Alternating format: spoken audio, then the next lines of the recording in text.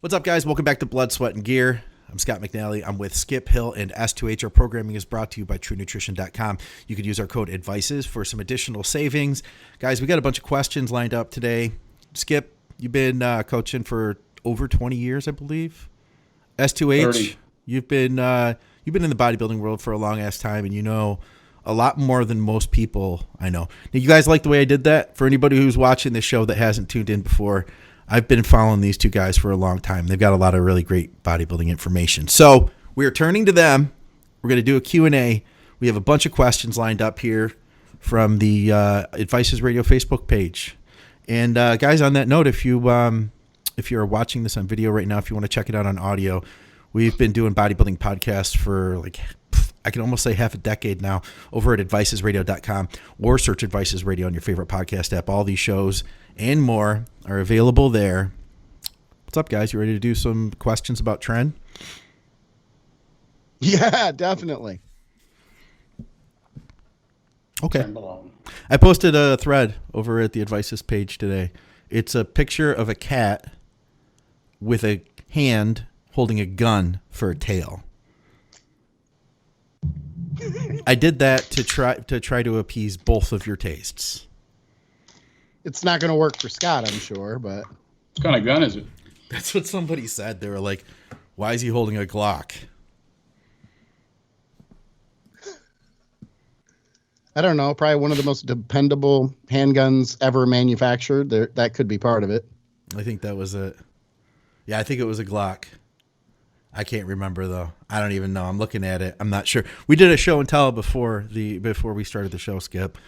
I showed my gun to Scott, and he showed me he brandished several firearms for me.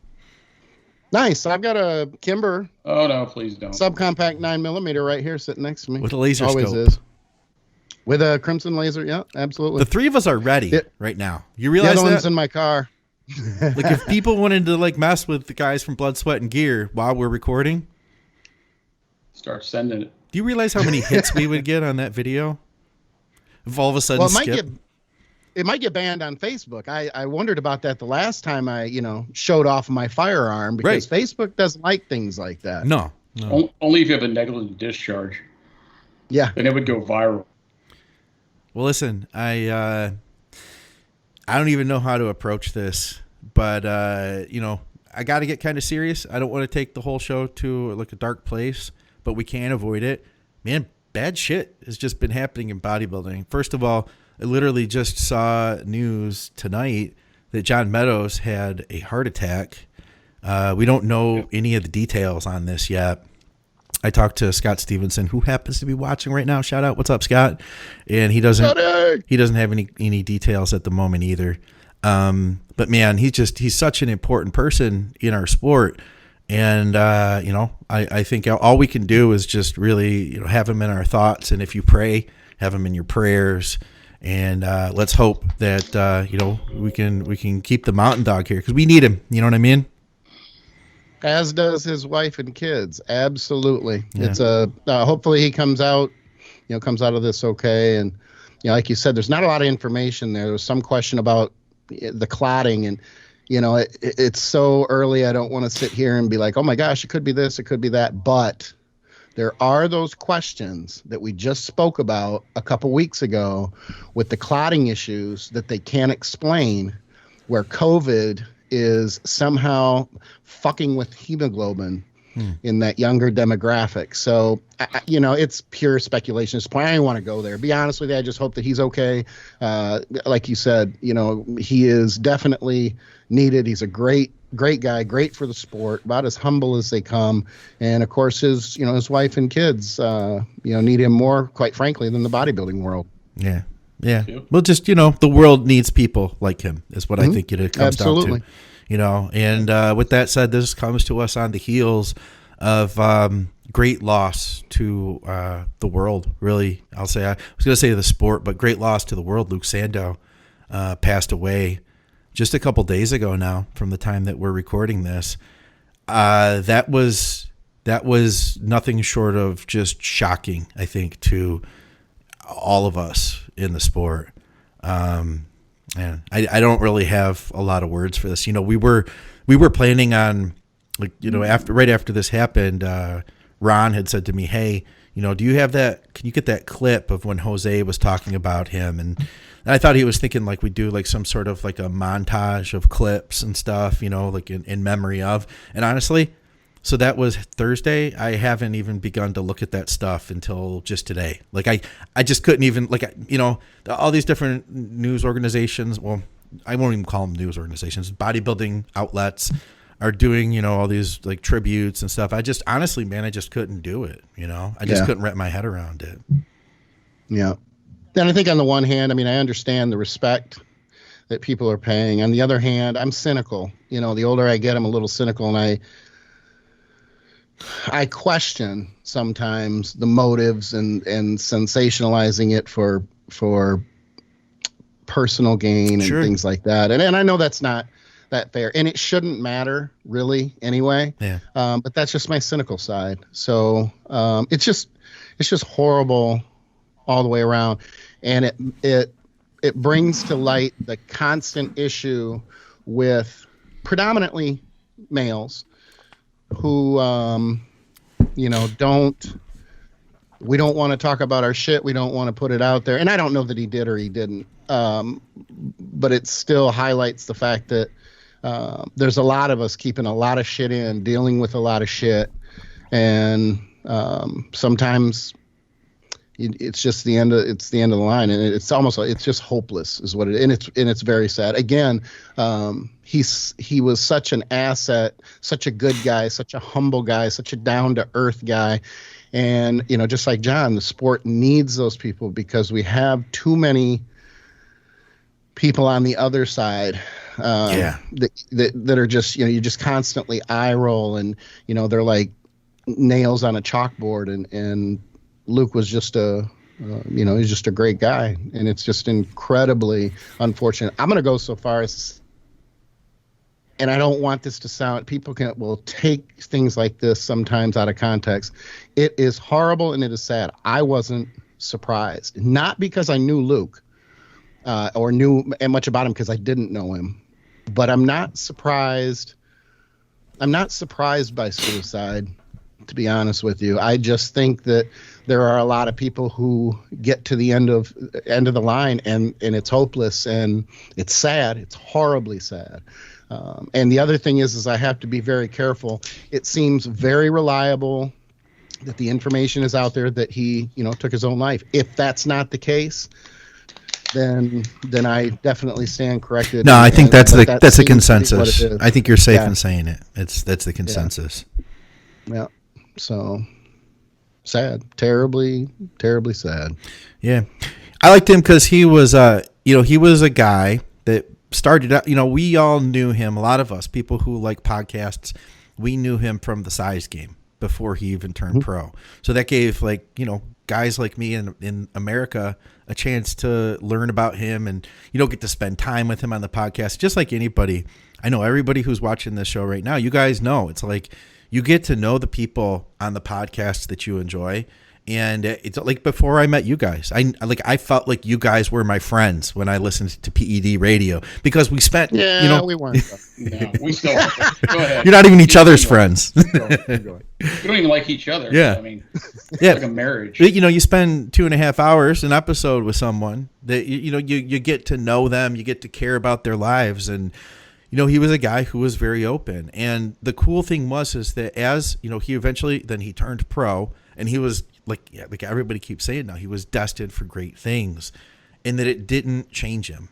And I thought that's what was really cool. That I just saw him back at the Arnold, running around backstage with James, and you could tell he was just having fun with it. And when I saw him, he was very friendly and cool, just like he's always been. And the year before, I posted that video where we ran into him literally right after the Arnold was over and he had taken 3rd place. Now that was the second time he competed there. And the first time he got like 8th place, and it wasn't really it wasn't what he would have wanted. Obviously nobody wants to take 8th place, but we all saw like the potential, and then to see him back there, like we had just seen him. He was talking to a sponsor, and then he was like going to go grab his stuff, and then he saw VJ and I. And he was like, "Hey, what's up, guys?" And he was like, "I can't believe this." You know, he was just like, it's just like, imagine if it was like the three of us. You guys, you know, I see you backstage, Skip, and you're just like so excited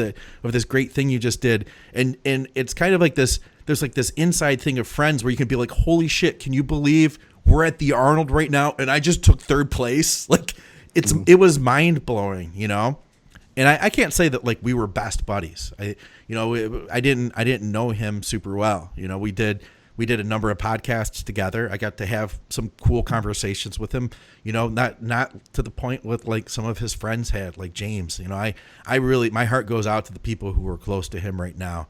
You know, because if we're hurting like this, not having been super close to him, you know, what they're going through is something that's gonna last. You know, well, Ben is a good example because, you know, I was there at the Arnold with you, and I remember having a brief conversation about it. And I thought, you know, I could, you know, because I know Ben, I didn't know Luke, but I thought, you know, I could probably get a chance to touch base with him and see Ben and, you know, and meet Luke because I had never met him before, knew very little about him, but knew he was a down to earth guy. And quite frankly, for Ben and Luke to be that tight, Ben is about as humble and down to earth and cool as they come too. So I knew that Luke, you know, if those two got along so well, Luke had to be, you know, kind of same fabric type of guy.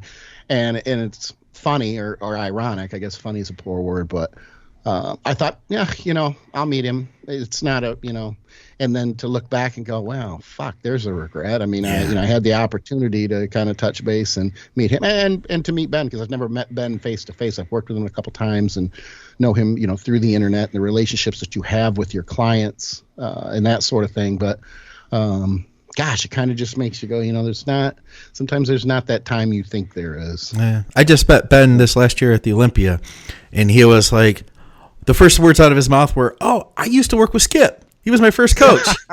No kidding.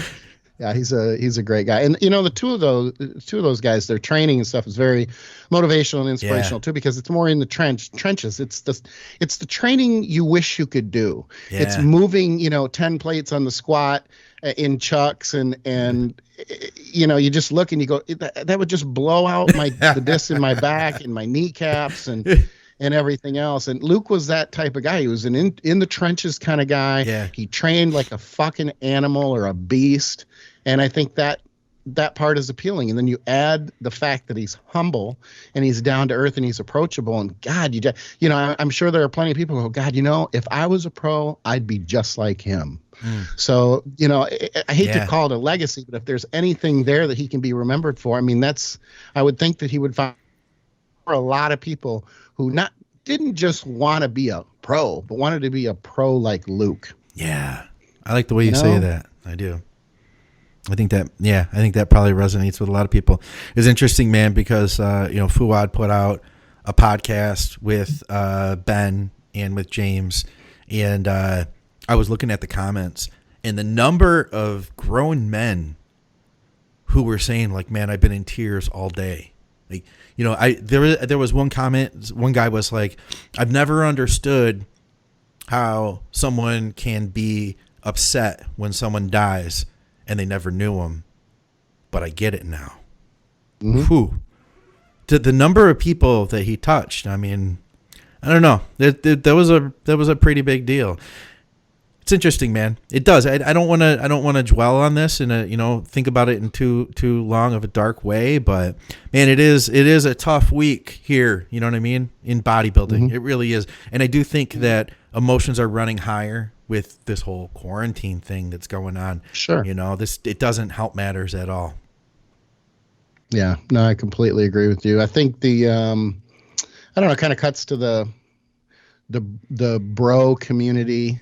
And social media allows us to get closer to a lot of these people than we otherwise would have been 10, 15, 20 years ago. And, you do, just like you said, you do feel like you know them and, when you follow and their background and the type of person that they are and that sort of thing. And, like I said, I think it pulls at people's heartstrings because it's just sad to know that he was, battling probably for quite a while with a lot of shit. Yeah. It's tough. Yeah. Yeah, you don't ever know mental health. Something that you, from a periphery or even close to somebody, you may not know that is an issue. Mm-hmm. And I think, that's why I don't read like the internet crap, because I'm sure there's a bunch of people going, wow, how could somebody that did that well at the Arnold do this, commit suicide? And that's just, to me, is just not understanding really what mental health happens in people's mental health and what issues they could be having, because everybody looks at it from a surface level.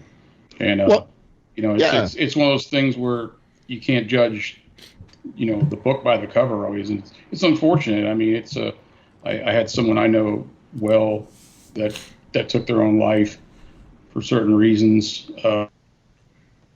And it was one of those, man, you'd have never thought that mm-hmm. person would have done that, and knowing that person fairly well. So you don't, it's one of those things where you can't, you just got to say to yourself, hey, it's a sad thing. Maybe I can, look deeper into somebody I know if they think that's going on, but you can't really judge it from the periphery, by someone's accomplishments. I mean, look at all the rock stars that have committed suicide when they're on top of their, Chris Cornell, Chester Benning, it's a guy from, Chester Bennington. I mean, those guys were like on top of the world, and people want to say, well, how could they do that? They were famous rock stars. Well, that's where you can't really judge from the periphery. It's it's an issue, and especially a lot of veterans and different things like that. So it's hard to know, but you just got to try to support people. Well, I think it's difficult to understand the expectations that are placed on people. It kind of cuts to the fact that people don't understand what the stresses are and the expectations at that level, whether it be a rock star or a professional bodybuilder and that sort of thing. And I don't know, because I don't know Luke's situation. But I would speculate that there was probably a lot of stress. There was a lot, the expectations and not being good enough. I mean, you get to that level and continue to push at that level to go even further, because you're not satisfied with the achievements yet that you've had until you reach that pinnacle. And I think that people who haven't been there or haven't been around people with those types of expectations will find it difficult to understand that where a lot of people who haven't achieved very much will see what he has done or someone like him as a massive success. He may not have seen it that way. Now, I don't know him. I can't speak for him.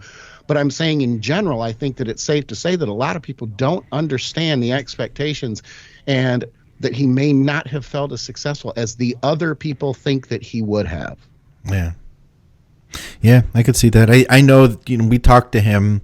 It was interesting. I don't know if you listened to that. I sent you, Skip, that clip, or really I pointed out where the clip was in an episode of Drugs and Stuff. That Dave Crossland had some really interesting questions for him. We talked about when he did the California Pro and he messed up his peak, and mm-hmm. he blamed Chris on it, and then he just kind of like disappeared.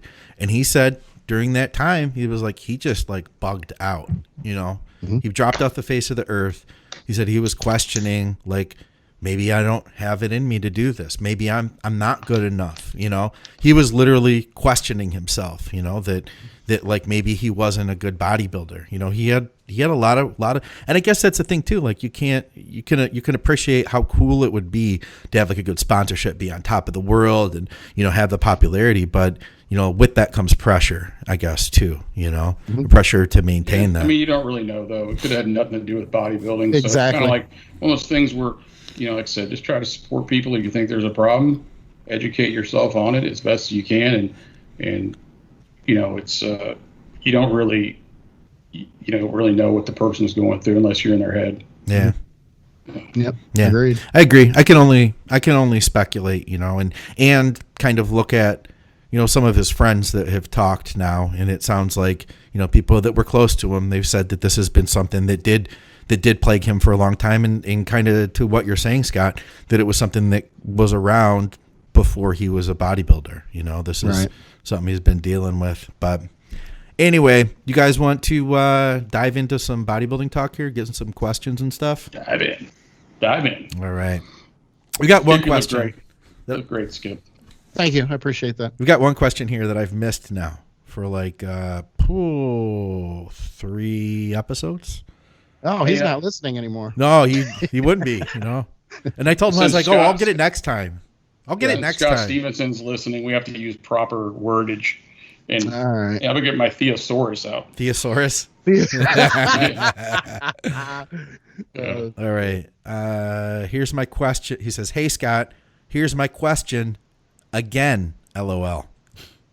Currently running 700 milligrams a test, 500 EQ, split over 4 days during the week.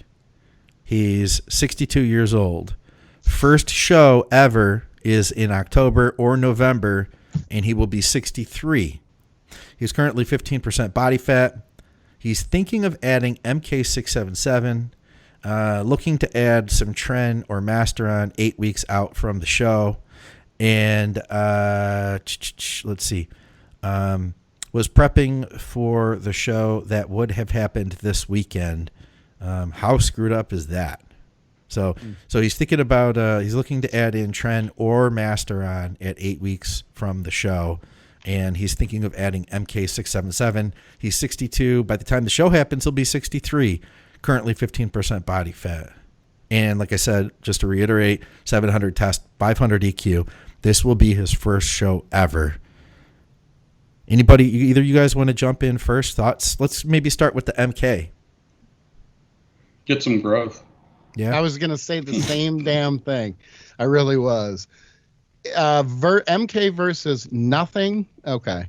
MK versus growth. Go growth. Especially 63. I mean, a small dose of GH is huge the older you are. Would be a significant difference between using MK. And because Dr. Scott Stevenson is listening, I am going to defer to him saying that loses effectiveness after, roughly 4 weeks as well. So it's not something he can continue to run, straight through, where he could do that with growth hormone and get, much more benefit. When it comes to the Tren and Masteron, take them both. They're not the same type of compound, so to pick one over the other, I mean, if he wants to pick one, run Tren. I hate to be jump on the Tren bandwagon, because that's not usually my approach, but if I have to pick one over the other, run the Tren, and then throw in the Masteron to free up more testosterone from the 700 milligrams of test that you're taking now. Would there be? What if he's never run Tren before? I don't know. That's what I was going to bring up. Okay. Well, I don't know, because we don't know what type of. I mean, I understand that he says he's 15% and everything. I'm assuming, and again, I'm being presumptive. But if he's going to compete in October, so it's possible that he's probably going to do Masters Nationals at 63 if he's got a pretty good physique, and he's going to go to that level. Then I think that'd be great. And if he throws in Tren, at 2 or 3 mil a week, he'd probably see a hell of a kick from it. But again, we don't have a ton of background on it. We don't know what he looks like other than the fact that he's 15%. I guess so. I mean, we could assume maybe he has used it, because that was my only thought, is like, with side effects that come with Tren, do you want to risk seeing what happens with Tren in the last 8 weeks if you've never used it before?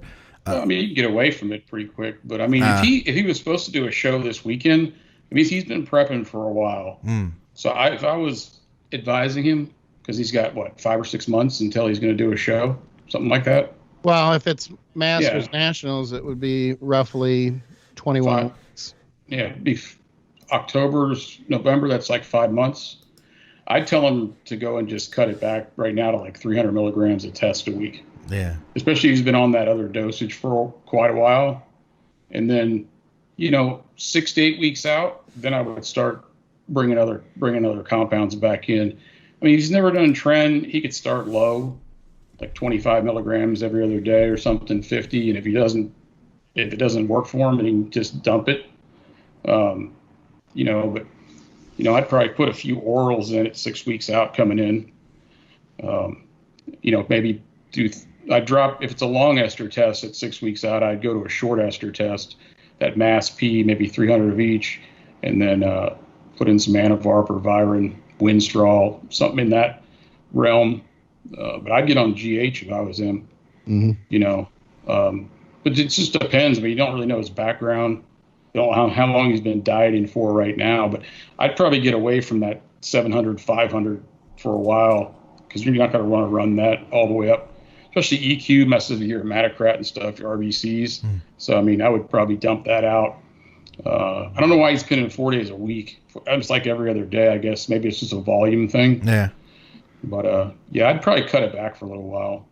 If he's 15%, though, it sounds like he was supposed to have a show last weekend, but he probably backed out and knew that show was canceled, you know, a month or so ago, because he would be leaner than 15% if he was prepping the entire time. But he's still been on that 1,200 milligrams of that mix of the two. So I'd probably back off for a little while. Well, it's a long time to go with that EQ dose. Yeah. That I completely agree with, because the middle of October would be 21, 22 weeks. And if he's going in November, you can add another 4 to that. Yeah, just cut back to like 200 or 300 a week for a while. Give yourself a little break, because at 63, he's probably having to use a fair amount of aromatase inhibitors. I'm going to assume, but he probably has to use some at least, and you know, kind of take a break from all that, and then ramp it back up 8 weeks out. I like the 6-week mark to start kicking everything in, all the short esters, the orals, but still don't go crazy on them. You know, just maybe 25 FAR, 25 per Viron, something like that. And then 300 and 300. I mean, it's hard to say, though, because I don't know what the dude looks like that. We don't know what his background is. Right. I mean, he could have been trained his whole life. He could have, you know, I mean, not that 63 is really old, but you got to be a little more cautious, too, because you don't know health considerations and stuff, you know. Yeah. So it's kind of a guessing game. But I think GH, 2 to 3 IUs every other day, would do him wonders.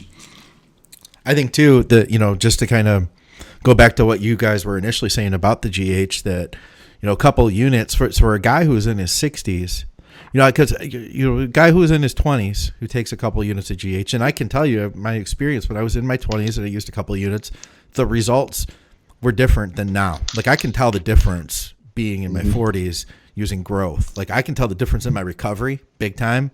It makes a difference. And the older you are, just to kind of throw this out there, the less GH that you're producing, so the greater benefit you're going to get out of taking a couple units. I know that now Scott never said like it stops working after 4 weeks.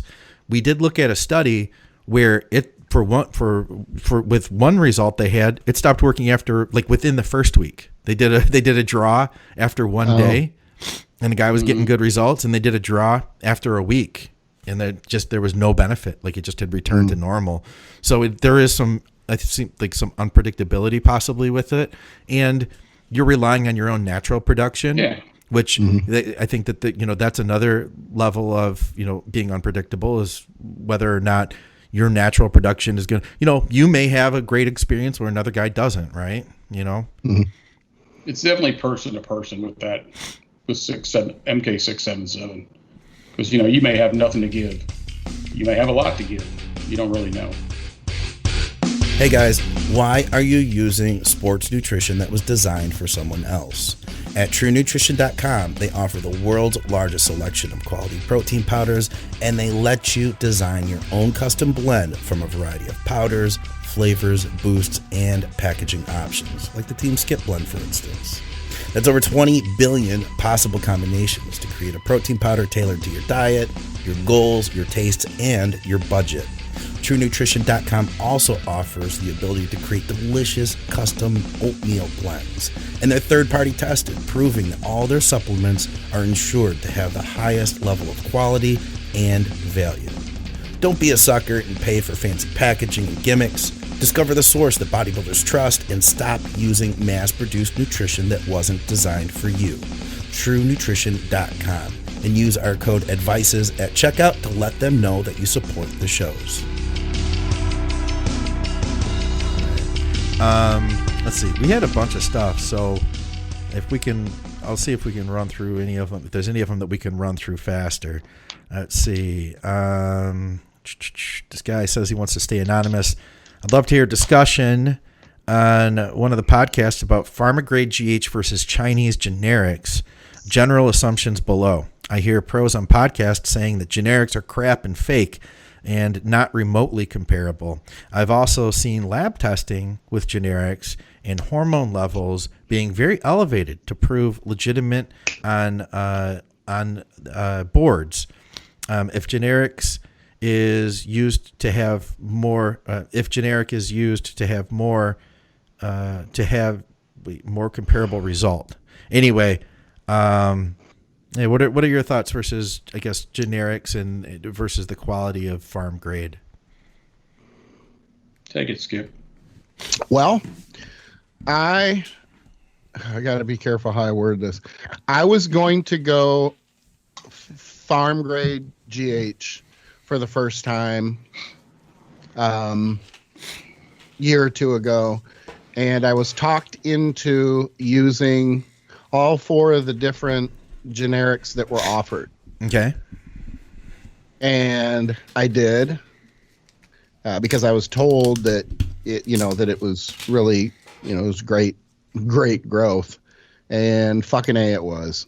Basically, I was talked out of using the farm grade GH, and I'm trying to be careful here, and it proved to me that I don't see the benefit of paying for farm grade. Now, somebody could say, well, you haven't used it before. Well, I'll tell you what, the generics are so good now, and this is based, of course, on your source and how you're getting your gear and things like that. But I know that I will not use farm grade because the generics have been that fucking good. You got to get good generics, right? That's the key. I would even go so far as to say this. They were so sure that they were good that they gave them to me for free. Really? To try. I was Free. Free. I like free. One of each of the 4, and that right there, it's like, well, you could have charged me for the farm grade shit, which is far more expensive. It was just kind of a, well, fucking A, okay, I'm not going to pass on this opportunity. Yeah. Now, there are some, like as an example, the black tops don't work for me. They blow me up, and I can be lean, and I will hold a shit ton. The black tops from that source. From that particular source. Yeah, that's a good point. To the point where it was so bad that I would wake up at night and my hands wouldn't be asleep. My whole fucking down would be asleep, and I couldn't just move it like you think, oh, you're probably laying on it or something. I would have to actually get up and walk around for a couple minutes before it would dissipate. Holy shit. That was just a little too strong for me. So I played around and tried and settled in on what I felt was the best for me, and it's been great. I would encourage people, if they have a good source and they can get good generics, that is the route to go. Now, there is a caveat, and that is there's 2 things going on with China right now. Obviously, COVID, which is going to almost certainly impact the accessibility or the availability of growth hormone coming out of China, which is where it all comes from, basically, or a large majority of it. And the other thing is right before COVID, there were huge issues with the production of growth hormone, and in China, with them starting to monitor and increasing the crimes for exporting growth hormone and selling it illegally. So you have those 2 things coming down, and I would imagine that it's very difficult, or far more difficult, to get a hold of that growth hormone than it was maybe a year ago. So there is that to take into consideration too, I guess. I know if I was going to fake something, if I was a scammer and I wanted to make a shit ton of money, I'd fake farm grade shit before I'd fake generics, because there's so much more money in it. Well, better keep an eye on the Skip. If all of a sudden I go into the gear business, you might not want to buy from me. Skip selling Cerastims really, really cheap. Yeah. They're $1.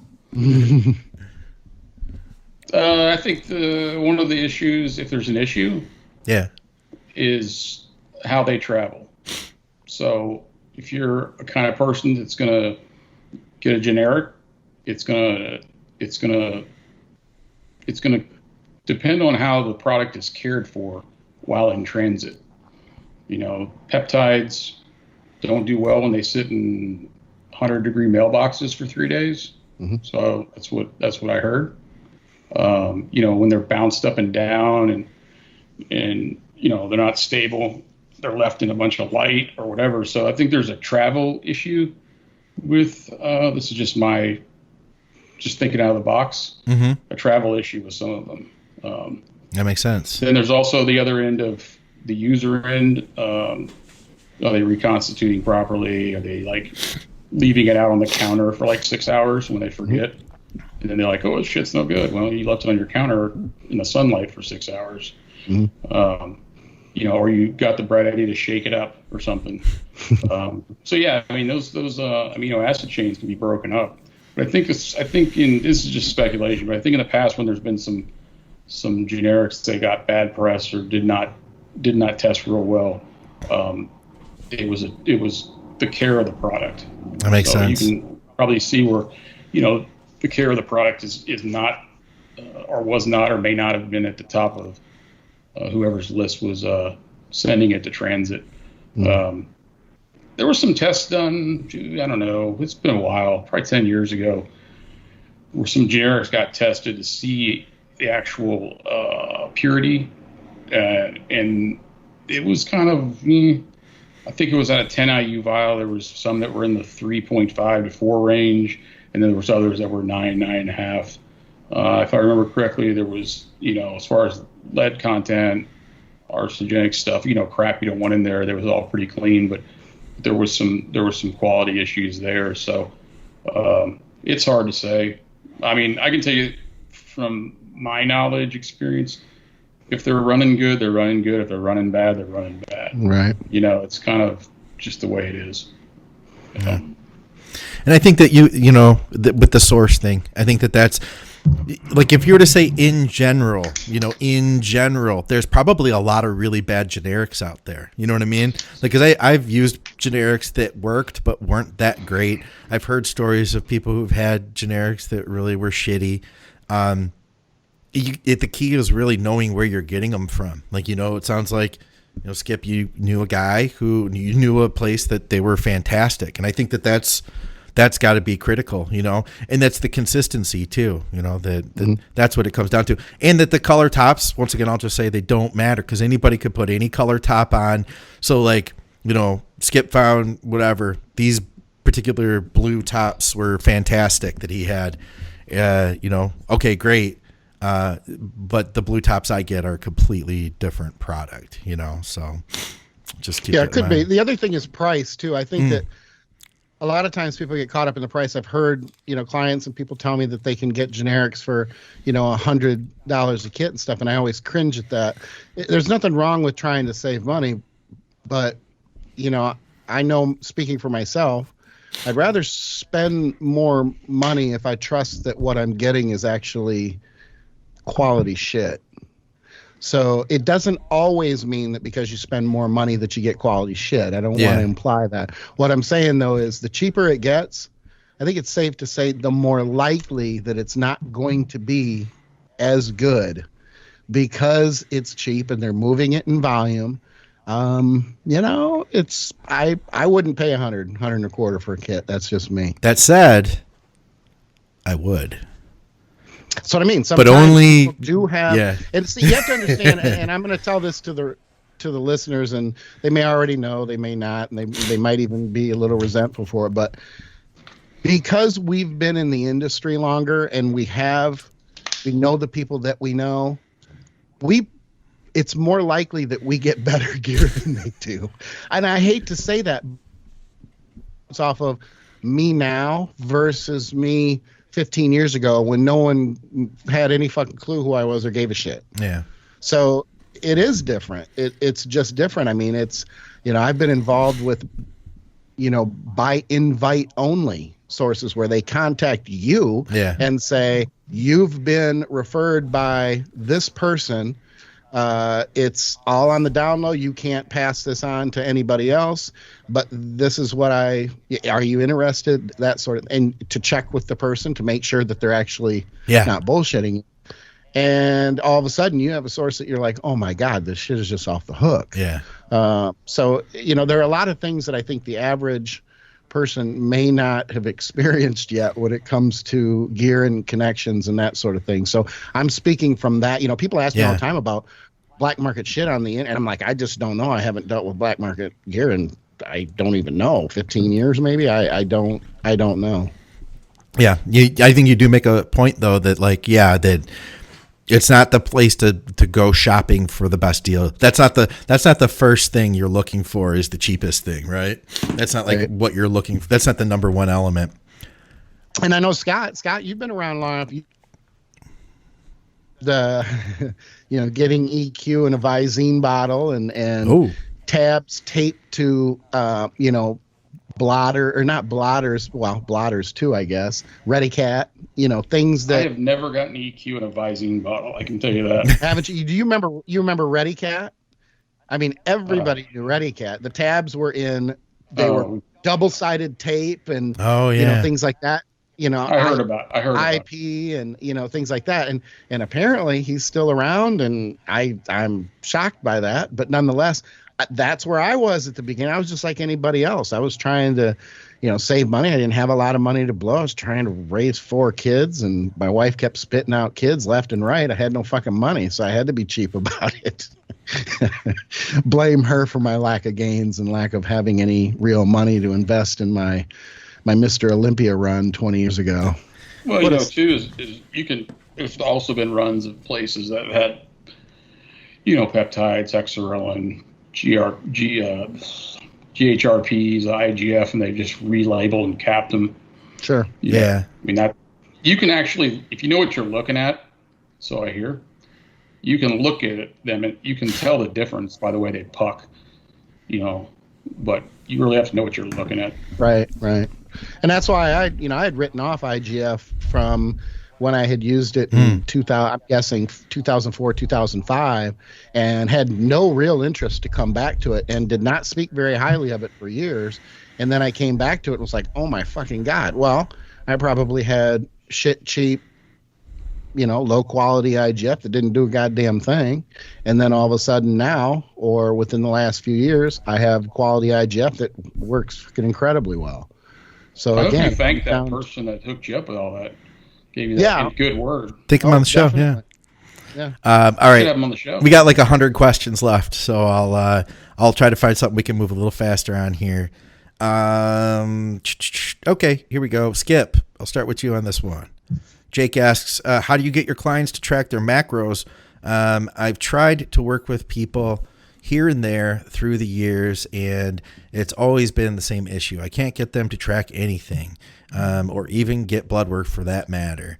Then they just want to see a plan out of the blue, providing me with no data. I prefer to have someone tracking their eating habits before I create a plan for them. I tell them to give at least 3 to 4 full days of normal eating tracked. I prefer 4 to 5 days. I like to start with some small changes into their diet so I don't overwhelm them or leave them with things to change down the road. This all sounds familiar. I'll say this out the gate, if I may jump in first, Skip, just to say that, Skip, if I were to hire you, I would be hiring you because I'm very serious and I want to get the job done, and I'm probably going to be paying for that service too.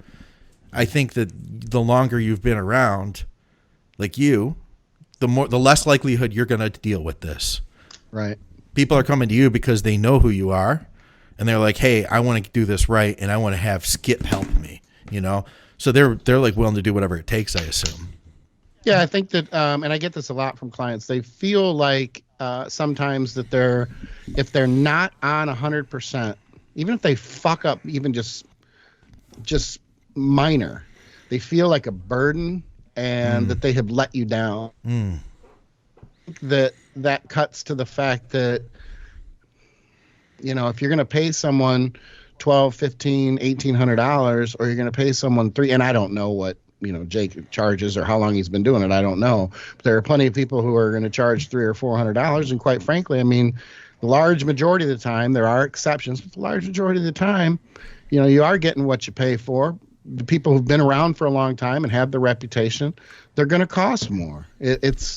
So when people come to people who have been established for a long time, have a reputation, and they're paying significantly more, they're usually serious. Not, it's not like I don't have clients who don't struggle. Sometimes I do have clients who struggle, but it doesn't happen very often. That's why when you were reading what he was saying, I was thinking, yeah, I don't have people who don't track and don't give feedback, very often at all. I mean, other than, if someone's going through some shit and, they have a family crisis, or they have, even right now going through all this COVID mess and everything else. I know, speaking for my clients, they've been incredibly resilient, resourceful. Yeah. I'd say 95% of them are still continuing to train. Some of them are continuing to prep.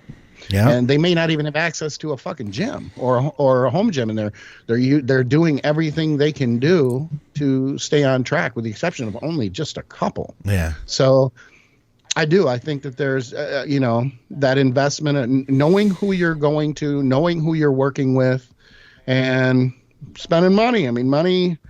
I've said it many times before. Don't ever work with anybody for free, because they don't see any value in what you're giving them, because they're not paying for anything. Yeah. So there's no value. There's no, it's uncommon that someone is going to be as dedicated or as motivated and focused when they don't have any skin in the game. Anything you want to throw in there, Scott? You can lead the horse to water, but you can't make him drink. There you go. And I say, in my experience, well, I'll tell you, experience doing coaching people matters, because at some point, I can't give you the exact amount of time, but you can figure out who's doing what they're supposed to be doing and who's not. Right. And it may not have anything to do with pictures. It may have to do with the communication that it's not, I mean, after a while, it's like, okay, I can tell if someone's is full of shit or if they're committed. Mm-hmm. It's not that hard to figure out. But at that point, but if you're newer to it, let's say first couple of years, you're only working with a couple of people, you sometimes tend to put the burden back on yourself when they're not making improvements, because you're not certain. You think they're doing what you're telling them to do. Yeah. And that's where you have to weed them out, because if they're not making improvements, or if it's not going in the right direction, over time you can figure out who's really being straight up with you and who's not. And a lot of it is communication. I mean, it's almost, and I can't explain it, I can't give you specific examples, but it's almost like you're reading between the lines. And then you go and you ask another couple questions to dig and kind of poke. Mm-hmm. I mean, I can go back and forth with a client only a couple times, and they will just spill their guts. And it's almost like they feel like, oh, if he's asking this question, I already wasn't entirely truthful. It was a half, the best lie is a half truth. That's I've told my kids that for the longest time. And I remember that from working with kids long ago in residential and juvenile detention. But best lie is a half truth. So you're not necessarily getting a full lie. You're just not getting the entire truth. And if you ask a couple questions and you dig a little bit, you have to be very careful, though, too. And I don't want to get off on a tangent here, but you have to be very careful to not be accusatory. Even if you can sit there and you can know your client is fucking up, but you can't go, look, you're fucking up. You can't come at it that way. That's just not a professional way. You want them to tell you, not you to tell them. Yeah. I'd say too, when you talk to them like on the phone, you get a lot clearer picture sometimes verbally than you do through emails. Sure. Yeah. Hesitations, things like that. If you're not sure and you can't get it through not text, but through writing and communication, emails, and however you're communicating with your clients, get them on the phone, have a conversation with them. Absolutely. All right. Quick answer I need from you on this one, Scott. Does a stick of deodorant belong in the bathroom cabinet or on top of your dresser in the bedroom? If you bathe, in the bathroom. If you don't bathe, by the bed. Exactly. Or you can have two. You can always have one next to the bed just in case you want to, a quick application before, you get busy. All right. Do you think an AI is necessary on 300 milligrams of test per week? I know this can depend on the person, but in general, there seems to be a big push against AIs unless they are running much higher doses of test. I've been on an estradiol for some time now with my TRT at 0.25 milligrams twice a week, along with 300 milligrams of test. But if I decided to drop the AI, what should I look for? And what should I do if I start to notice estrogen sides? Yes, I'm aware that 300 milligrams is a bit on the high side. Oh, Alex caught that. We were probably going to say that for TRT. But so far, this has been where I feel the best. Who wants to jump in on this one first? What do your labs say? There you go. Yeah. Yeah, and I think that he probably expected that response, and I agree with you 100%. But I think his question cutting to in general. Yeah. I would say in general, no. 300 milligram in general, I would run it without anything first, and then see where your levels are and if you need it. But I wouldn't go to Arimidex. It's 300. If I don't use it a lot, at least 1 milligram every other day, it's a mess. It's a mess. Yeah. But that's not typical. I mean, for my age, it's probably not untypical, but depends on the person. Just get labs, look at your labs, see where your estradiol numbers are, and that can be the judge. Right. Still, Arimidex wrecks your fucking cholesterol, your lipid profile. If you need anything at all, go low dose Aromacin. Ooh, Matt Marshall has a little fun fact here. He says most people apply deodorant right after they shower, which is the worst time because of moisture. Ideally, you'd apply it right before bed every night. Really? What if you don't shower before bed? He's saying not to apply it before you shower. He's saying just before bed, period. Unless, if you shower right before bed, then you've got a problem, right? I got to change my habits. What if you shower in the morning and you go all day with no deodorant? No, you don't do that. Yeah. Plus, you got to get antiperspirant. You got to put a little bit on your taint. I'm gonna just a quick little rush over your taint too, right before you put it on your armpits. You got to have that shit. You got to be fresh everywhere. I got some real talk for you guys. 2 days ago, I woke up. I went about my whole day, and I was getting ready for bed. And Victoria said, "You're wearing the same thing you wore yesterday." I forgot. I didn't even shower. I was wearing the same clothes I was wearing since yesterday, and I went to I didn't even think about it. I'm rubbing off on you. I blame the quarantine, but then I pulled my shit together and I was like, no, we're not gonna have another day like that. Anyway, why does it seem like no sex day? Yeah. Well, it was actually. Now that you mention it, exactly. The musty nuts. Right now, I'm kind of tired, and you stay. Oh, my head hurts. Why does it seem so many bodybuilders are addicted to Afrin? Boom, boom, boom. God damn, really? Oh, dude, I have such a problem with my sinuses. I remember on Geared Up them talking about prevalent use. I've never understood why bodybuilders seem to use it more than the general public. I don't know if it's a if it's a bodybuilder thing, honestly, but I had a deviated septum when I was 15. Pro and con to this, I had a girl sitting on my lap in the car. It was one of those situations where we were leaving the high school half day, and pretty girl was like, oh, there was no room for her. She was like, oh, I'll just sit on Scott's lap. And I was like, yeah, all right. And then we got rear-ended at 40 miles an hour, and we were at a dead stop. Oh, her head came back, shit. and my nose just blew up. Got a deviated septum ever since. So, okay, shout out to Kathy Ramsey. You've been all right. Shout out to Kathy Ramsey. Was it legit there wasn't enough room, or were you banging her? Let's be honest. No, we didn't bang. Really? No. I mean, it was gonna happen. That was a potential. I ended up dating someone else. It was one of those points. You ever realize, like, when you're a kid and you're single, you go through these phases where, like, you don't have a girlfriend, and then all of a sudden there's like 4 girls at once that are all like. Yeah, I've never had that problem. I haven't either. You go through those phases where, like, no one's talking to you, and then all of a sudden it was one of those phases where, like, I just had started high school. And there was literally like 3 or 4 girls, and she was one of them. And then I ended up not dating her. I dated another one. But yeah, shout out to Kathy Ramsey for breaking my nose. I am freaking. You guys don't have any nasal spray addictions like I do, I assume. I've never heard of it. I don't know anybody uses it. Now you do. Not, until you mentioned it, I had not heard that was an issue. This is my nasal spray. This is my backup. And this is my backup for my backup. They all ended up on my desk right now somehow. You double nose it or one nose it? I one nose it. You don't do the double? That's a good idea, though. Now that I have 3 of them here, I could do that and still have one left. I don't know anybody uses it. Mm-mm. Huh. I can tell you that there is a relationship between your nasal passages, the membranes, and estrogen. Victoria's been looking into that. There is also erectile tissue in your nose, which can become... That's one of the reasons... You ever hear of people getting stuffy noses when they use Viagra? That's a potential side effect. Gives you a headache. Headache, yeah. Sinus headache.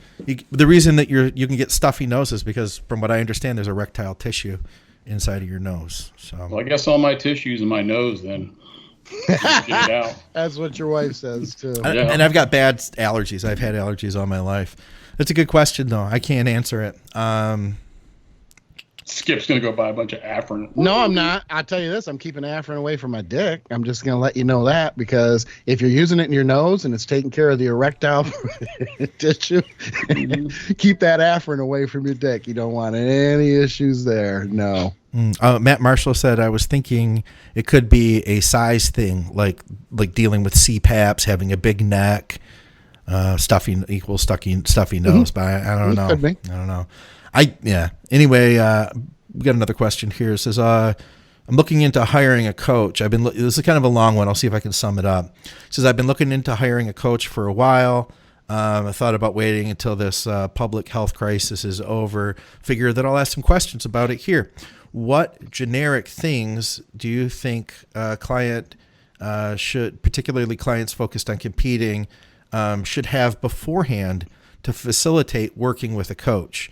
Like, is there any particular skills or items they should have on hand? Or should you have experience with PEDs before you consider working with a coach? Or even a certain attitude about being coached or about bodybuilding overall? Are there any prerequisites that you would say would make, say, a perfect client in your mind, Skip? It says, would you say an in-person coach or an online coach would be more flexible in this regard? Or does that even matter? With that in mind, how do you recommend novice clients who may lack some of these things engage with a potential coach that could enhance the coach-client relationship? I think he's thinking about this a lot. He's got a lot of time on his hand. Pay on time. Yeah. Oh, there is 8:12. Yeah, it's about on time there. He's leaving work. Here's my response. The only thing that I think that a client needs to bring to the table is the ability. It's 2 things: commitment and the ability to execute. I know that other people will say, well, some trainers will only take competitors and some trainers will only take really good competitors. And some people may only work with people who are natural or take gear or what. Okay. Speaking for myself, I'm not like that. You need to be committed and you need to be able to execute. The other thing is online trainer versus an in-person trainer.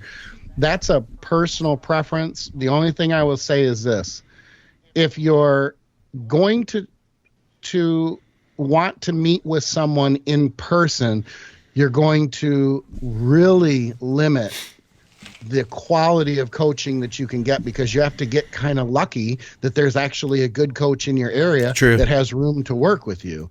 At least online, you have access to a broad array of high quality coaches. Now, some would say, well, they're not. And I get this every now and then. And it's funny because it's the older guys who tend to do this more than the younger generation. They say that online coaching is nowhere near as good as in-person coaching. And I think that is doing a disservice to the fact that most of us have been doing this for 10, 15, 20 years. There's a system in place, and we know, it's like looking at pictures. I can look at pictures in shitty lighting and I can tell right away whether there's a lighting issue, or if someone has great lighting and they look great, I can tell that it's the lighting issue and not the fact that they're much better than they were 2 weeks ago. Yeah. Nice dramatic side light coming in all of a sudden. Yeah. Dude, you lost 20 pounds and got ripped. Yeah, exactly. So I think that when you deal with, I personally think online, and I understand that's going to sound biased, but I'm not telling you to call me and work with me. I'm saying if I was a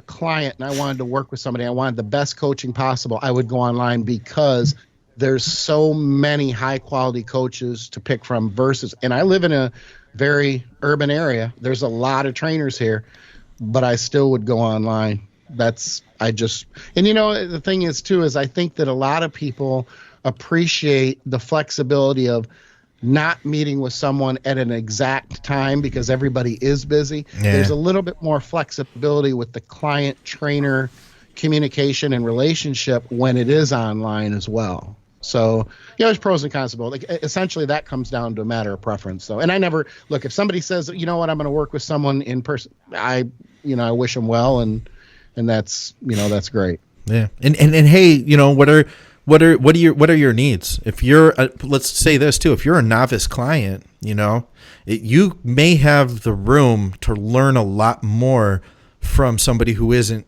like you don't need to hire, I'll just pull a name out, Chris Aceto.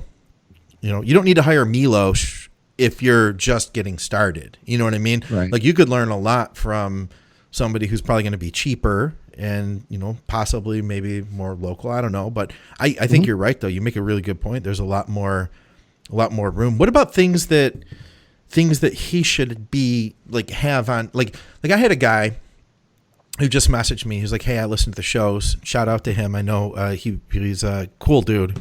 He's made some artwork for us and stuff too. He said he's been having some problems with consistency, and he wants to get his shit back together. And once he does, he asked me if he could hire me as a coach. And he said, listen, I'm not a competitor. I don't plan on competing, but would you still take me?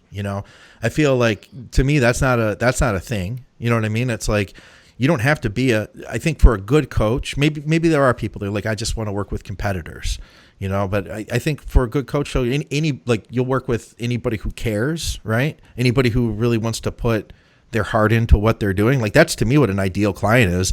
Someone who's got the passion to learn, right? Sure. Yeah. Committed again, and the ability to execute. I mean, that's really all it comes down to. I've turned away a few clients over the years who I take their information, I see where they are, they say they want to get better, and their last show they were absolutely shredded and looked relatively full. I'm like, I don't know what you want to improve on other than adding size, and or I look at their diet and what they're doing and everything. I'm like, you really don't have something that needs a much of an overhaul here. This is just a time, and I can take your money. Yeah. But I'm not going to, and I don't think anybody else is going to be able to completely, overhaul. You don't have things that you're necessarily doing wrong here. I've done that on a handful of occasions over the last, I could see that, 4 years. I think that's just being fair. I think it's just being honest, kind of, and professional. In the end, you have to answer to your results. So, if you have someone who is, can get into retarded shape. I mean, I'll use someone as an example, just because it comes off the top of my head. Nate Spear, if he came to me and said, you know what, Andrew Barry's a dick, I don't want to work with him anymore, and I want to work with you because I want to do this. I honestly would tell him there are a ton of different ways. If you wanted to skip load and do it and get to the same, okay, cool, but you're not going to get any tighter. You're not going to get any leaner than Andrew is getting you. Yeah. You grow in the off season. You've got your relationship with him is, and they've got a relationship anyway, because, they're friends and they've worked together for a while. But the point is something like that is a good example where I wouldn't touch it. That's just not something there isn't much to improve on there unless he was doing something. If I saw he was doing something the last minute, I'm like, oh shit, he might be using a diuretic. He flattens out a little bit. That's just information I would give him to take back to his trainer and just be like, look, just look into what you're doing at the last minute. Are you hitting a diuretic too hard? Are you cutting water too soon? Talk to your trainer about that. But outside of, there's just not anything anything significant that I can do to improve. And that may sound like, well, what do you mean you can't improve on that? He's pretty fucking good, and his condition is pretty damn good. Speaking of Nate, so a situation like that is an example off the top of my head that would where I would turn them away. I'm going to tell Nate that you said you wouldn't work with him. Exactly. That's all I'm going to say. Spread the rumors. But tell Andrew that Nate has not approached me. In fairness. Yeah, you tell Nate I won't work with him. I'm going to tell Andrew, hey, look, Nate keeps contacting me. I don't know what to tell him. Oh, shit. All right, I'm just going to jump to the next one because this is a question we covered before. He has some more information for us. Says, so this is Walter. He's a guy who is 250. He wants to be bigger than 250 in the next off season. And we talked last time about like what he would do, what he would add, how he would do it. Anyway, he's got another follow up here. He says, don't know. Let's see. Follow up answer says, I'm currently cutting for 2 shows. But back in my off season, I used to add maybe 50 carbs or fat, 50 grams of carbs or fat, and my weight wouldn't budge. I'd look fuller or maybe gain a pound or 2, and then a week later, I'm back down to my previous weight. It even worked that way when cutting. Had to drop about 150 grams of carbs to see the scale move down. I give myself 2.5 hours between meals, which works out to be 2 hours after the last bite. The plan in the off season, December 2020, is to mix fast, medium, and slow carbs throughout the day, intra and mix of fast and medium carbs. Says I get one meal about 4:30 in the morning, and I space 6 meals out throughout the day from there. It'll be 2.5 hours between meals until I hit my workout. Then last meal post-workout. He trains 6 days a week. He'll have 3 high days, and they're going to be on big body parts, 3 medium days, other body parts, and 1 low day, which is an off day. Any additional questions, let me know. Here's some pictures for reference. So, what are high, medium, and low? Calories? Yeah, I think he's got high, like what he explained in the last time, just to kind of catch you back up, was he would do higher carbs, on the high days. And the question was, he was like, hey, I'm having a hard time. If I gain, his question was, how should I just jump to like 1,000 carbs? I think he was eating like 600 last off season. Should I just jump to 1,000 carbs? Because every time I add 50, it just doesn't work. Yeah, I mean, if he's doing high, medium, and low days, but the scale isn't moving, I would question why there are any medium or low days. I mean, why aren't you running 7 days a week at high carb, especially if you're training 6 days a week? That's just off the top of my head, but I mean, I would immediately just go to the high carb days and see what happens, or the high days every day and see what happens from there. But I don't want my answer to seem redundant, but it's still just it's still a calorie game. I mean, he may have to increase more than the average person, or he may have to decrease more than the average person to get leaner or to grow. But the worst part about growing, in my opinion, is forcing your body to assimilate more nutrients and handle more food. I mean, it's, I struggle like a motherfucker just to break 230 this last off season. And, I that's just not very big. He's 250 and he wants to get bigger. He's probably having to take in more food, and I just hate eating. I hate being full all the time. I hate the distension. I hate the gas. I hate taking shits all the time. I don't like the heavy feeling, breathing heavier, being full all the time. So that's the shitty part of gaining size. The only other thing I would question is, aside from the diet itself, I mean, if you're training 6 days a week, are you growing? I mean, is your training, are you overtraining, and that could be holding you back a little bit? I think that focusing on the diet first is a good idea, but at the same time, don't leave the training out of the equation.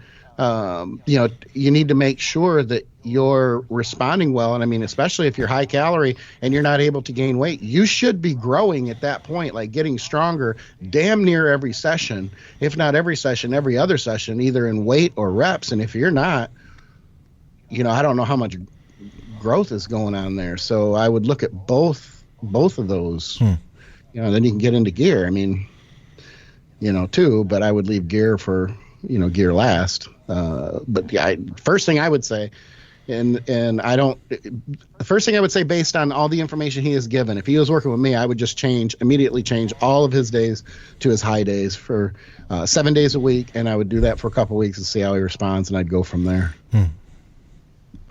Yeah, I think there's a misnomer to think that you don't need as many, especially when you're growing, that you don't need, as many calories or as many carbs on off days. I mean, if you're not growing and your scale weight isn't going up, you don't feel like you're growing and getting bigger and stronger and progressing, then you need more calories on those off days too. I think the cycling of the calories is, to me, counterintuitive if you're not gaining and you're trying to gain. Mm-hmm.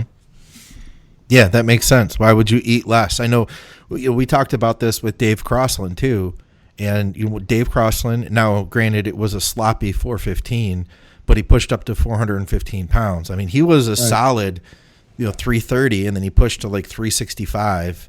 And it was it might have been less than 330, but he gained a ton in the first under construction film that he did. And then he pushed up to 415. And when he did that, he was eating, what was it? I think it was 8 ounces of meat and 2 cups of rice every hour on the hour, every hour. And he did. And I asked him, I was like, would you do like a lower carb day on your non-training day? No. He said, why would I do that? He just did the same thing. He never took cheat meals either. He just ate the same thing, kept the fats low. Well, there was no room in his stomach to get a cheat meal. No. And you're never going to be hungry at that point. Could you imagine that every hour? Well, and how long does it take to eat that? It's going to take you at least 15 or 20 minutes probably to eat that. Yeah. So you have about 30 or 40 minutes that you don't get to eat before you have to eat again. Fuck my life. I would take up badminton or something. Yeah. Checkers. Yeah. And speaking of which, I have to, you got to cut to Scott or something. I have to grab a protein shake. I'm starting to get kind of. I was about to say the same thing. Do a skip question. I got to grab some food. Oh, shit. I haven't eaten since like 2:00. I guess I'll man the show for the next minute. We'll call this a break, I suppose. 3-second break. All right. Hurry up. I'm staying. You'll stay? All right. Well, while you're staying, I'll find another question for you. Let's see here. I know we had some other good stuff. Ooh, this is kind of a fun one. Jeff Black left us a question. I'll have to reread this now. You realize that. Now I'm going to have to reread this question for Scott when he comes back. No, I'm going to answer it before he gets back. We'll go to the next one. He actually says, what is your alls? He's from Tennessee or Kentucky. Damn, yeah, Tennessee. Yeah, Tennessee. What is your all's thoughts on the current state? It didn't sound right when I said that, did it? Current state of the fitness industry. Who emerges out of this as leaders and takes the next step career-wise? I'm not sure. See, he's got a gym background because he owns a gym there, and I know that he was even interviewed. I don't know locally, wasn't he? By the news. I think it was for the TV news or something. Anyway, but I don't think that's what he's asking. It sounds like he's asking as far as fitness leaders. I thought he was going to go the route of gyms because I think that the corporate gyms are really in trouble. But I think so too. do. And I can't be sure. They're going to restructure. A lot of them are going to restructure in Chapter 11. But whether they come out of it, I don't know. When you get out, I don't know if a lot of people know this or not, but the corporate structure for gyms is basically just very low profit margin but high volume. So when things like this hit, which are clearly unexpected, they people tend to think, oh, they've got millions of dollars. And, well, they do when they're up and running and functioning and everything's fine. And then, of course, when something like this happens, they take a huge hit. But I don't know exactly what he means as far as the fitness industry, as far as leaders, because I look at the impact that it's going to have on online trainers. I don't see a huge impact in that sense. Okay. I think that what we're going to come out of here with is there could be more mom and pop gyms, smaller gyms with less overhead and less corporate involvement, but that's pure speculation on my part. I really that's can't okay. tell. That's okay. You can speculate. And it's so early, it's hard telling. But the other question is are the mom and pops going to be able to hold on if this has to happen again? Right. If it's going to be seasonal, it's hard telling. A lot of them are already starting to fail. So I don't know exactly what he means by, if he's listening now, if he could comment, if he wanted to elaborate, that'd be great. Because I just don't. What do you get out of it, Scott? I mean, I think he means people who are leaders in our community. But to talk about the gyms, I think that, I can tell you that. So I have a few gym memberships. One of them is to a corporate gym, Crunch, just 5-10 minutes down the street from me. It's a great place if I'm between, literally, sometimes I'm doing podcasts, or I have a podcast and then I need to do all my check-ins, and I'll just run to the gym between those two events. And it's just 10 minutes away, so I'll train there versus going to either Mike Toller's West Fit or out to Powerhouse Novi or one of the other gyms. But anyway, that Crunch, literally, they just opened at Christmas time. They marketed it so that they would get the New Year's resolutioners. Literally, there's this place called Edge, same type of gym, same format, which they basically stole the Planet Fitness model of, like you said, cheap membership, include tanning, all of that stuff. And Planet Fitness is a half mile down the road from Crunch on one side, and then Edge stole a bunch of Crunch's people at New Year's, and that's literally 1 block away. So within a half-mile radius, there's these 3 huge gyms, and they're all closed right now. Yeah. I think one of them was going to have to pop anyway. They weren't going to all be able to stay there. I have a feeling this is going to push one of them out. Mike Toller, he's plugging along. His overhead is lower. Westfit, it's a smaller gym. His overhead is lower. Granted, he doesn't have a bunch of people backing him. He doesn't have a big organization backing him, but I do see that he could potentially weather this better than a huge business. They have this huge gym. It's probably got to be, $30,000 a month just to keep the building open, Right. Exactly. Yeah. Now, I know that I feel that the online trainers have adjusted quite well during this mess to kind of help and set up, online information to help people to be more resourceful, to use the things that they, have access to, whether it be resistance band workouts and things of that nature. But outside of that, I feel that from an online trainer standpoint, I think it's going to return to normal relatively quickly. I could be wrong, but I've seen a drop myself, but I still get inquiries and I still am picking up clients. It's just not like it normally would be without this mess. Yeah. So I don't think that's gonna be hit. I also wonder though if people are going to invest, if they're investing now in home gyms just to get them through, or if they're actually considering investing in home gyms so that they just don't have to deal with the bullshit if this happens again, and more people would actually be training at home versus going to a gym. That I don't know. That could be entirely up in the air. I think in our industry, though, the large majority of people, I think, will still continue to train in gyms because that's just their gig. Yeah. Did y'all mention that Gold's filed for bankruptcy? We didn't mention it, but yeah. Mm-hmm. Yeah, they're going to restructure, and there's quite a few. I know LA Fitness and 24 Hour. They're all kind of contemplating the same thing. Which structuring. 11 versus 7 is in 2 entirely different worlds. So if all they're going to do is file Chapter 11 and restructure, that's a pretty good business move considering the massive implications of being closed for the last few months. So I don't know the specifics of that. I'm not sure what's going to happen. It's probably too early to know. But outside of that, Scott, honestly, I don't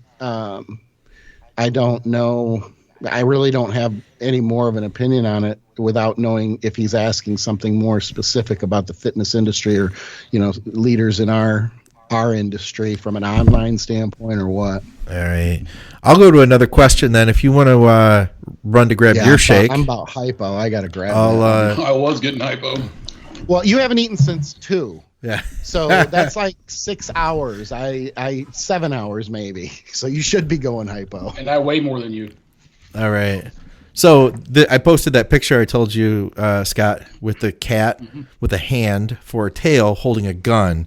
And Adam Billings said, "Why does that cat have a Glock? Why not a Scar 17? I thought that y'all would like tough cats." What's a Scar 17? It's a big Scar 308.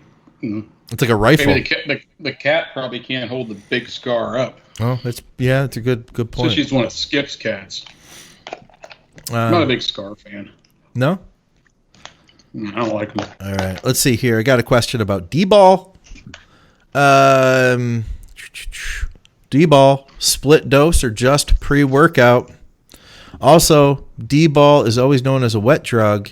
Is it okay to continue to use when cutting, or should it be only used when maintaining / bulking? First of all, I wouldn't take D-ball just to maintain. I imagine if I'm using a steroid cycle, it's to grow some muscle, right? Yeah, he's talking about oral D-ball? Yeah. Well, you could say injectable too. Well, I guess injectable, you're going to take it all at once. Well, the oral, I don't think it makes any difference to take it pre-workout. Yeah, some people like it. People are into that, but Yeah.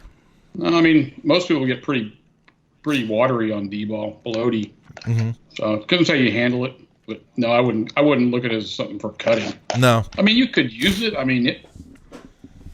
Well, here's my thought. One thing you want to keep in check is your estrogen when you're cutting. You don't want to diet with really high estrogen. That's not going to be beneficial for fat loss. And so for that reason, I wouldn't use it. I know people will use Anadrol, but that's because it doesn't convert to estrogen the same way that D-ball is going to. Superdrol, there you go, which is super Anadrol, right? Mm-hmm. Yeah, well, I feel better now. Look at some food in me. Good.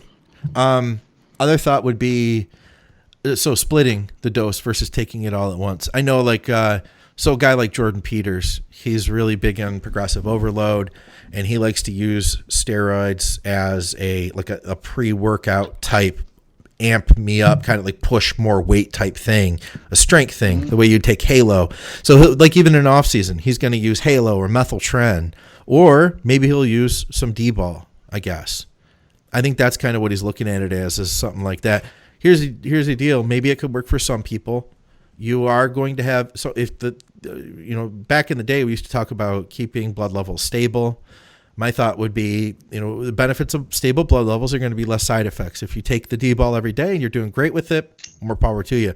But if you start getting side effects, things like acne, for instance, instability in hormones will lead to things like acne, then you might want to consider switching that up, going every day. Yeah, if you take it every day through the day, I don't care if you take it every day at the same time every day, your blood levels are not going to vary a whole lot.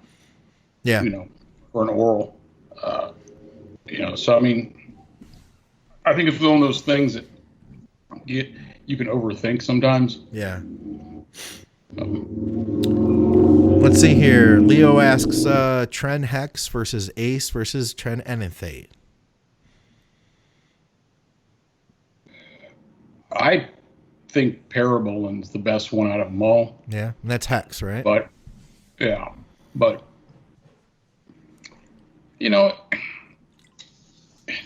I'm not so sure how good the Tren is anymore. Now it's not made out of pellets. So yeah, I would say Hex was always best to me. Okay. Treated me the nicest with some decent returns. Now the long ester one, never cared for it much. More side effects, right? Yeah, it was the roller coaster ride. Some people like it. I've seen a lot more blood pressure issues with it. Not personally, but with people I've worked with. That I mean, Ace was great for about 3 or 4 weeks. And after that, it was just like, you could rip the world apart for 3 or 4 weeks. And then for me, it was just like crap after that. It was like almost the polar opposite. Libido was about negative, in the dirt and everything. Here we go. I'm not a fan of Hex. No? You don't like it? I was. And I think I touched on this before. I can't be sure, but I think in some way it helped to play into my cramping issues when I had problems a couple years ago. And I know that sounds weird. I can't put my finger on what exactly it was. I don't know that it started to bog my kidneys. I don't know what the deal was. But I have gone back to Ace because Ace always worked so well. And I just prefer Ace. I don't prefer the every now and then cough, violent cough. But the compound and the results from it, I'll take Ace all day over any other form of trend. That's just me. I'll take no trend now. Have a question. My wife and I have been exercising, but we can't shake that bloated feeling. We have been loading weight little by little, but we feel bloated all the time. Is there any supplement that can help with that? They both feel bloated? Yeah, my wife and I have been exercising, but we can't seem to shake this bloated feeling. We have been loading weight little by little, but we feel bloated all the time. Do they mean loading weight, like lifting, like adding more weight? I don't know. I'd probably look at what they're eating because they're both bloated. Yeah. I mean, dude, there's a lot of foods that can bloat you, right? Like, say, if you're not, if you're eating a clean diet, a lot of times what we would call a clean diet, they tend to be foods that wouldn't bloat you. Like we're cutting out milk. You're not doing like a big tall glass of whole milk every day with cheese. Water intake's not very good, maybe. There you go. If they're both bloated and it's a husband and a wife, I'd start looking at what you're eating. How much sodium? Sodium's good, but there is too much sodium. Oh, they said losing weight. They've both been losing weight, but they both feel bloated. Man, that's hard. It could be a bunch of different things. I'm just saying that since it's both of them. Yeah. Maybe look at what you're eating. You're eating a lot of like broccoli and stuff because that tends to bloat people. Oatmeal. Yeah. Oatmeal. They could have a little too high carbs in their diet. Different kind. Something's obviously they're both bloated. I'd go to the likely subject of diet. Yeah. What are your foods? And you can eliminate one at a time, right? That would be one way of going about it. Yeah. They might have started eating something they don't normally eat a lot of. Like if I eat a lot of like broccoli, man, I'll get all bloated bad. That's why I hate broccoli. He's asking us, because he's watching live now, he's asking us, is there any supplements we can take for gut health and for digestion? And I think that those things can be beneficial, but the first thing you have to look at, even if you're taking something that is going to help your digestion, you would want to eliminate the foods that could make you feel bloated to begin with. Like if I had an allergy to eggs and I were to take a supplement that would help me to digest them better, I still wouldn't necessarily want eggs in my diet. You know what I mean? Just because I could take I'd just avoid the eggs then. Did they just start the diet? It sounds like they're not too far in. Okay, then that's probably more the bloated feeling. Because if they're, let's say, within a week, and their calories are still high, but they're clean, that food may not be pushing through their system. It's kind of like if I or anybody else, you go off your diet for 2 or 3 days and you eat regular food and you come back, you're going to be bloated when you come back to eating clean food, and it has nothing to do with the clean food other than your digestion just isn't on track because you got a bunch of shit in your stomach that hasn't moved out complete. It's almost like you got sludge in there or something. I think they've been going longer than a week though, because they, like he said, they've been consistently losing weight. Well, look to the vegetables then, because like Scott's saying, if it's things like broccoli and things like that bloat you, I'd stay away from myself. vegetables like that for that same. A lot of high fiber. Mm-hmm. Yep. You know, they could be taking some kind of like, I'll tell you, people get bloated from is a lot of times you go on these smoothie type kicks and these vegetable smoothies and stuff, and some people just doesn't sit well with them. It's hard to say. If it's going on for like months and months, that's one thing. If it's been a couple weeks, like I said, I look at the diet. Look what you're consuming that you didn't consume before. Yeah. We do have an affiliate with affiliate code, or not really in code. We have an affiliate link to BioOptimizers. They have a lot of really good digestive enzymes and probiotics. But that, as much as I love their stuff, it's not the first place that I would start. I think you guys make good points. That look at your water intake. If you're diet soda will bloat you too. Yeah. But it sounds like they're getting something new. So maybe if they started drinking diet soda now as a switch, there's that potential. Or any type of like additional sugar-free bullshit, like that. Any type of, we're going to start doing these sugar-free desserts. That could be it. But yeah, if there's something in your diet, eliminate one thing. You mentioned oatmeal. It's not only fibrous, but it's also a fermentable. It's a fermentable carb, so there's that. Mm-hmm. You want to look at fake carbs too. Your fake pastas, things like that people tend to gravitate towards these days. I don't recommend it, but some people do that. If you're eating like a no-carb pasta or something like that, then things like that can mess with your system as well. It could just be one thing that they're using consistently. Mm-hmm. Right. And that's what let me put it this way too. Like if you were working with a coach, that would be the answer. We would find the food. That would be our next goal, would be to find what's making you feel this way, problem solve that. And there's the benefit of working with a coach is that you have somebody who's seen this probably 100 other times plus in other people. You can fast track that stuff. Like you guys. You guys said, oh, look at the broccoli. So you've seen that happen to people before. That may be one of the answers, but there's a lot of potential things. The only way to find out, though, is to work your way through it. This would be like using a digestive enzyme right now to fix this would be a Band-Aid, in my opinion. Yeah. Yep. But deodorant by the bed. It's not likely a food allergy because both of them wouldn't be having the same. It's unlikely they'd have the same food allergy. Sure. Well, guys, I think this is about all we have. Let me see. I'm going to look through here.